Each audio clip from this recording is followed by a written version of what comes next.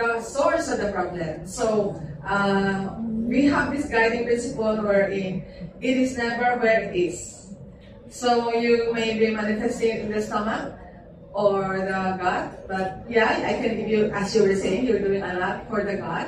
But in the first place, maybe it's not in the gut. So you need to see, in the clinic. Like, for example, in Chinese medicine, the lung is a partner of the colon or the intestine. And I had a case, so many products I gave did not respond until I finally realized, oh my God, I did not address the lungs. Because she wasn't manifesting anything, no coffee, no nothing. But I really focused on the lungs, and lo and behold, the problem in the colon was treated. So I mean, it's so highly customized, no? It can be standard for everybody. Oh, this is a problem. That no, that's how it is in mainstream, no? You go to the outpatient clinic and then the doctor says, I have this. Oh, you have this. Okay, you take this one. It's not that. It's a holistic approach. I have to know you. I have to know you. I need at least 30 minutes for each patient.